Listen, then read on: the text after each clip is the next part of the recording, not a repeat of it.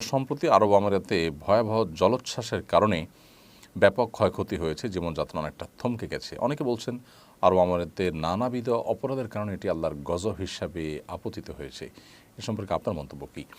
দেখুন, আরব আমিরাতে সম্প্রতি যে ঝড় জলোচ্ছ্বাস হলো, অতিরিক্ত বৃষ্টিপাত হয়েছে এবং এই ঝড় জলোচ্ছ্বাসের কারণে অনেক ক্ষয়ক্ষতি হয়েছে। পুরো জীবনযাত্রা থমকে গেছে। আপনারা অনেকে দেখেছেন মিডিয়ার মারফত যে সেখানে আরব আমিরাতের দুবাইয়ের যে সিস্টেমের গর্ব ছিল তাদের, সেখানে নাগরিক সুবিধা ছিল, সেখানে গোটা পৃথিবী থেকে মানুষ বসবাস করার জন্য যেত, আয়েশ করার জন্য যেত, তাদের সমস্ত কিছু থেমে গেছে। এবং পানি নিষ্কাশন ব্যবস্থাপনা যেহেতু সেখানে নাই, সাধারণত সেখানে ঝড় জলোচ্ছ্বাস হয় না, সেজন্য তাদের কাঠামো সেভাবে তৈরি হয়নি, যার কারণে খুব ভয়াবহ একটা পরিস্থিতির মধ্যে তারা পড়ে গেছেন। এবং পানি নেই, আপনার গ্যাস বিদ্যুৎ নেই, এরকম একটা পরিস্থিতিতে তারা পড়েছেন যেটা ইতিপূর্বে তারা পড়েননি কখনো। তো এটি আল্লাহ তাআলার তরফ থেকে তাদের জন্য অ্যালার্ম হতে পারে, সেটা একেবারেই স্বাভাবিক হতেই পারে। সাধারণত কোনো বিপদ আপদ হলে একজন ইমানদার, একজন মুসলিম, সেটিকে আল্লাহর পক্ষ থেকে তার কোনো পাপের জন্য অ্যালার্ম, সতর্কবার্তা হিসাবে তিনি নেবেন, তিনি সেজন্য সতর্ক হবেন। কোরআনে কারিমে আল্লাহ তাআলা এমনটি বলেছেন, যহরাল ফাসাদু ফিল বাররি ওয়াল বাহরি বিমা কাসাবাত আইদিন নাস লিয়ুযিকাহুম বা'দাল্লাযী আমিলু লাআল্লাহুম ইয়ারজিউন। স্থলে জলে যে সমস্ত ব্যত্যয়, ফাসাদ, সমস্যা তৈরি হয়, এগুলো মানুষের হাতের কামাইয়ের কারণে হয়ে থাকে, যাতে করে মানুষ ফিরে আসতে পারে, সংশোধন হতে পারে, সে সুযোগ আল্লাহ তাআলা তাদেরকে দেন, অ্যালার্ম দিয়ে থাকেন। তো এটি সতর্কবার্তা হতে পারে তাদের জন্য।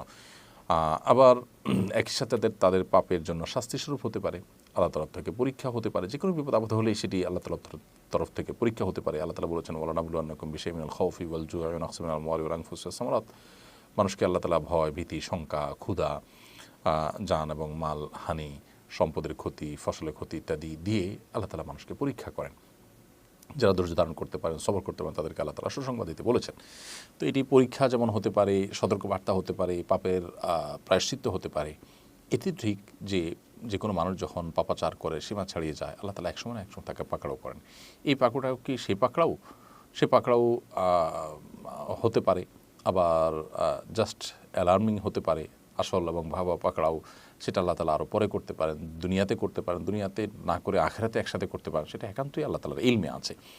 আসলে যে কোনো ধরনের বিপদ আপদ হলেই সেটাকে নির্দিষ্ট কোনো একটা ক্যাটাগরিতে ফেলে নিশ্চিত করে আমরা বলতে পারবো না এটা শুধুই পরীক্ষা, কিংবা এটা শুধুই আল্লাহর আযাব, শাস্তি হিসাবে আসছে।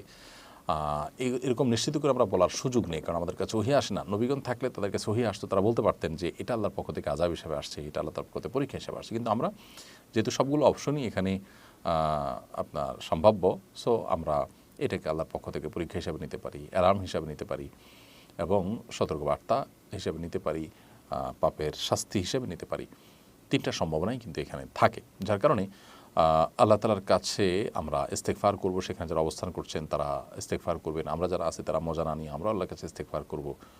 আল্লাহ আমাদের সবাইকে যেন ক্ষমা করেন। সন্দেহ নেই যে সেখানে নানা রকম পাপাচার হচ্ছে, ভয়াবহ একটা অবস্থা তৈরি হয়েছে। একটা মুসলিম প্রধান দেশে এ ধরনের কর্মকাণ্ড সত্যি বেদনাদায়ক, সত্যি সেটা আমাদের জন্য দুর্ভাগ্যজনক।